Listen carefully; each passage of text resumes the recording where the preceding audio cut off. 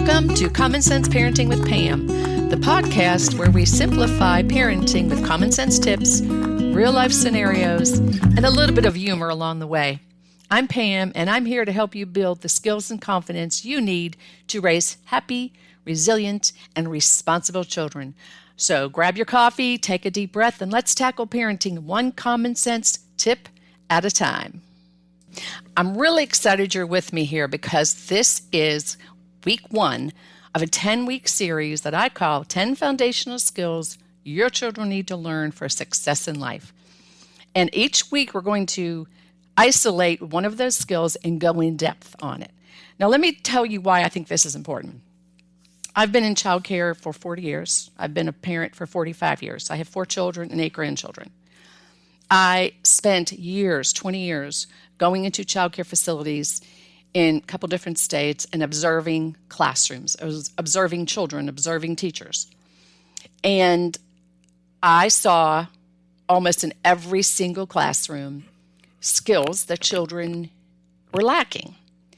And I put together this whole series. I've done a couple Facebook Lives on them. You can go back and check the Facebook Lives on my website. It's PamelaPalanza.com, and just look under Content Corner. And I did little bits on there, but I am going in depth on these. And I'm also going to write an ebook about this because this to me is so, so important. You know, if your child does not have basic skills as they grow and develop, and you're not teaching them those at a very young age at home, they're going to have troubles in life. I'm just telling you flat out, they're going to have problems in life. And we all know adults. We all know. You could be married to them. You could be related to them. You could work with them. They could be your neighbors. They could be relatives. That you look at them and go, what happened? Did you not learn how to behave? Did you not learn how you should conduct yourself as an adult? Did someone forget to teach you that? So it's important that your children learn these. And I compare it to, say you're going to build a house. You just don't start building a house on the ground, right? You have to have a really strong foundation.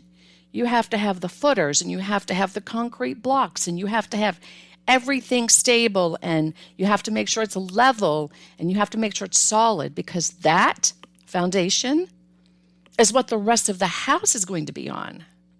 And if you just do it in a haphazard way, you don't do it right, you maybe use less quality than you should just to get by fast, you don't have the time for it, you really don't want to have to deal with it, then you build this house on top of that weakened foundation. Now, I don't care how big your house is, how much it costs, where it's located, how beautiful it is, how many rooms it has, how much you decorated it, what your mortgage is. None of that matters. Because if your foundation in that house is not solid, guess what's going to happen? You're eventually going to have problems with your house. It might take a few years, but you're going to start seeing floorboards go maybe a little wonky. Maybe there's cracks in the wall or the foundation. You're noticing, where'd this crack come from out here outside? Or maybe you're even seeing cracks in the ceiling in your house. And you're going, wonder what happened. Well, I'll tell you what happened. Most likely, your foundation wasn't built right. It was done haphazardly because you were in a hurry, or you didn't feel like doing it, or you were too tired to deal with it. Whatever the reason was, you didn't build a solid foundation. That's what this is all about. These are the 10 skills that I have identified. Now, there are others. You might identify others. But these are ones that I feel, from my experience and my years of doing everything I've done, that these are important. These are the ones that are really, really important, these 10. And so we're going to start with number 1, which I think is, goes across the board in everything you do. That's problem solving. So we're going to kick off the series by talking about this because your kids are going to need to use problem solving skills their entire life, whether it's, figuring out how they're going to build the tallest block tower. They sit there and build, put one on top, one on top, one on top, and then it crashes down, and then they have to build it again. But they have to figure out, why didn't that work? Did I put too many? Did I not make it wide enough? They need to utilize the problem-solving skills. They need to learn how to navigate conflicts with their siblings, with their friends, with their neighbors at school. So it's Problem solving is just all about helping your children see challenges as opportunities to get creative and to grow. So in this episode, we're going to talk about why it's important and practical ways to build these skills at home. And I'm going to share some real life scenarios to give you examples of how you can guide your child to become a confident problem solver.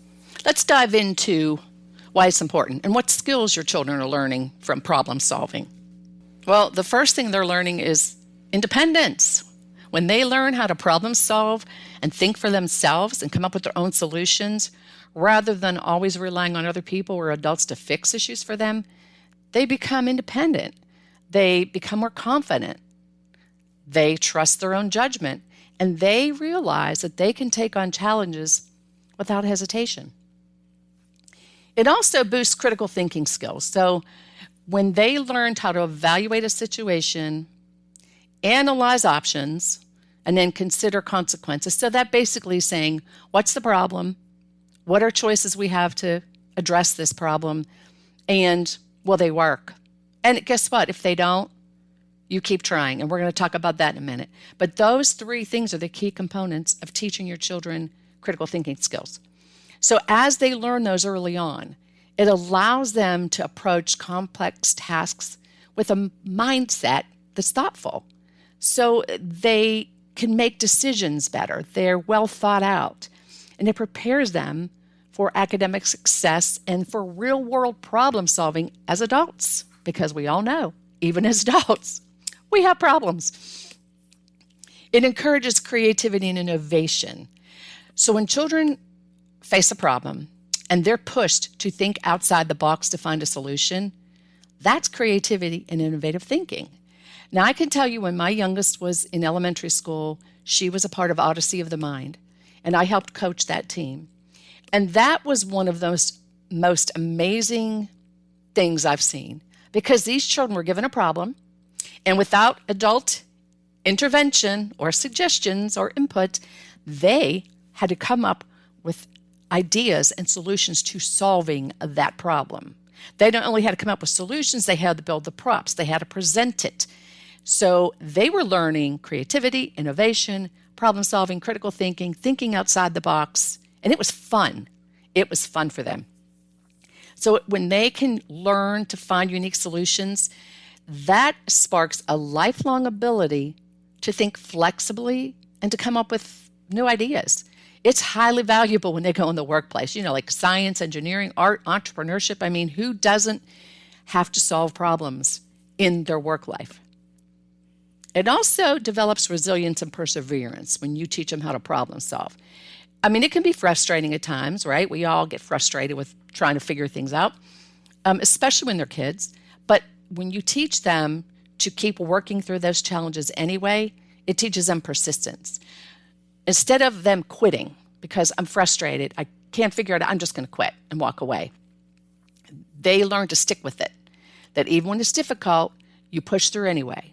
You look for a different plan. So I used to teach my children, have plan A, B, C, and D. If something doesn't work, plan A, go to plan B, go to C, go to D. So instead of getting frustrated, quitting, get anxious over it, they worked through it. So it teaches them resilience and perseverance, and they learn to bounce back from something if there's a mistake, if they have an obstacle. It's an opportunity for growth, and they can continue trying until they succeed. And one thing your children need to know is if they make a mistake, if it doesn't work, it's not a failure. That's a learning opportunity. They need to look back and go, what did I do that didn't work? How can I do this differently the next time? So they're learning, oh, I didn't mess up. I just didn't get it right the first time. We need to keep pushing, right?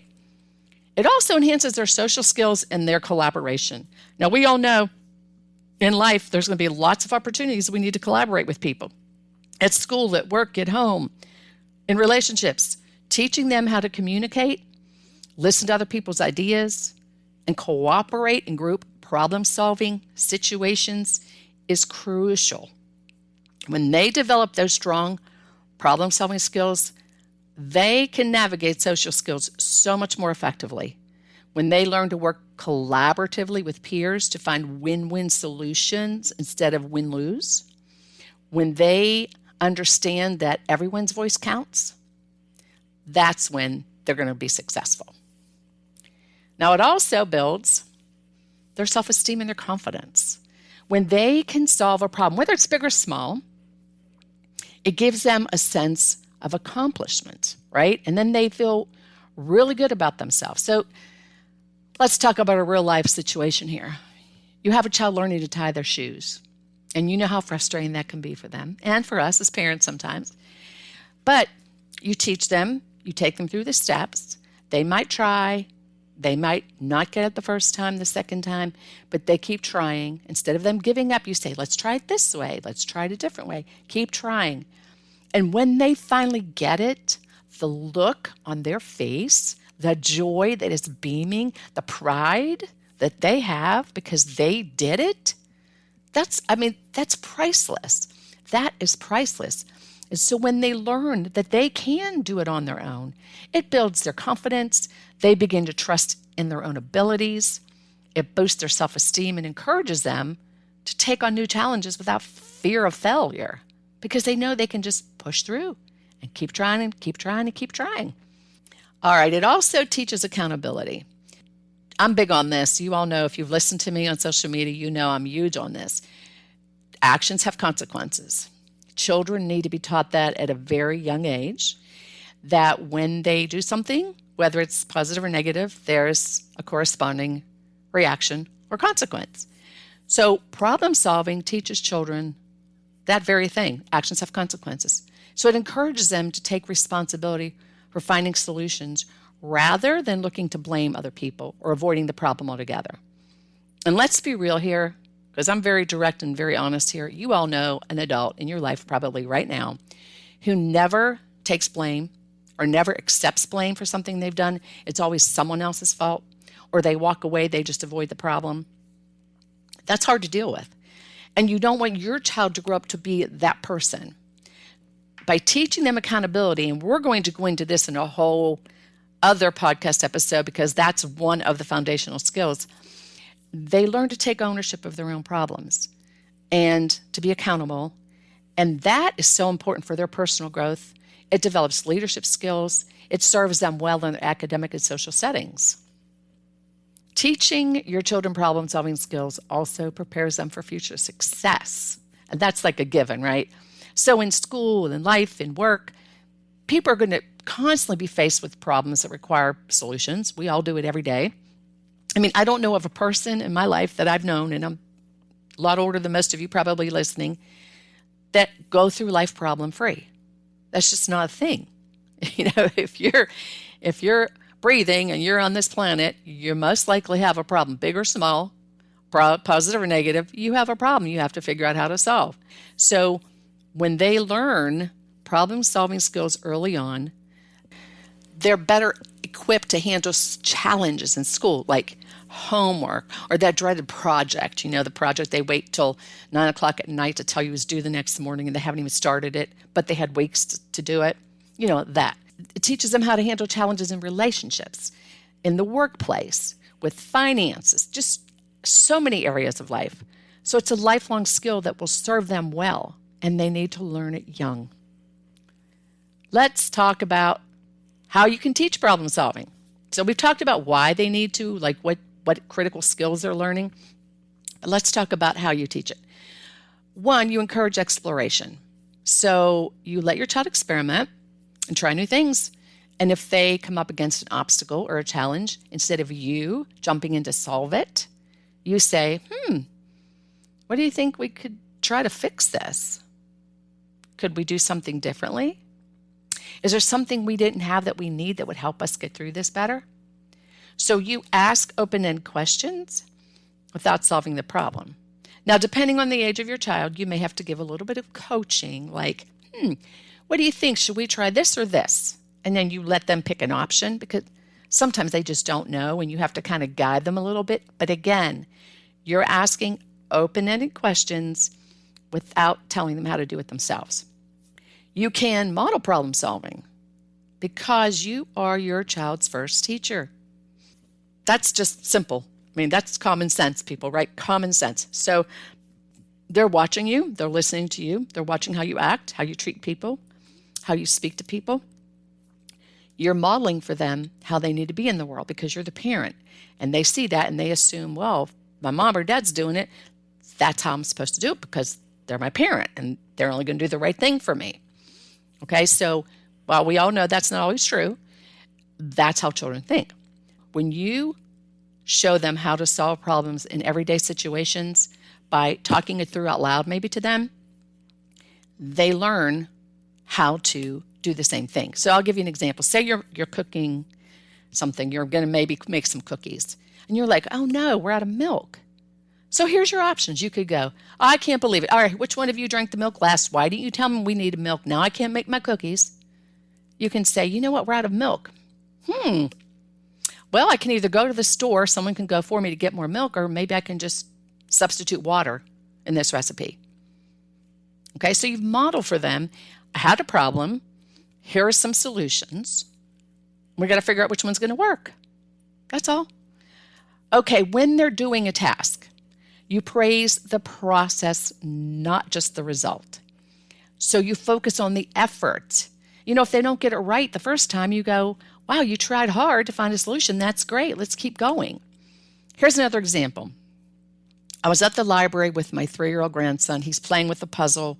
It's one of the ones that has individual pieces with a little knob on them for him to hold. And he was trying to put the police car in the spot, and he kept turning it the wrong way. And he was getting a little frustrated, and I just said, what do you think we should do about that? Or what do you think you should do about that? Because I wasn't doing it, he was. And he just turned it a little bit, and he kept pushing and pushing. It wouldn't work. And I said, you're trying hard. Keep trying, buddy. And then he finally turned it, and he got it in, and he was so proud of himself. And I said, you know what? You should be so proud of yourself. Now, let me insert something here. I didn't say, I'm so proud of you. I said, you should be so proud of yourself because you kept at it until you figured it out. Good for you, buddy. And now, we went on to another puzzle. Teach perseverance. So teach them to keep trying when something is difficult and emphasize the process. That's what's important. Let them know it's okay to make mistakes. It's okay. We all make mistakes in life. It's okay. Try again. Keep going. By teaching your child how to solve problems early on, you're giving them a lifelong gift. This is going to help them in school, in relationships, future careers. It truly is the key for unlocking their potential. That's one area you need to start with. Now, we are going to be discussing over the next 9 weeks the other 9 skills that I think are so important. Thank you for tuning in to today's episode of Common Sense Parenting with Pam. I hope you enjoyed the episode, and if you did, please leave a review. That helps other parents find us. And if you have friends who also have children and could use some parenting tips, feel free to share this. I'd really appreciate it. And I love to hear from you, so you can always find me on my socials. And until then, remember, hug and love your baby.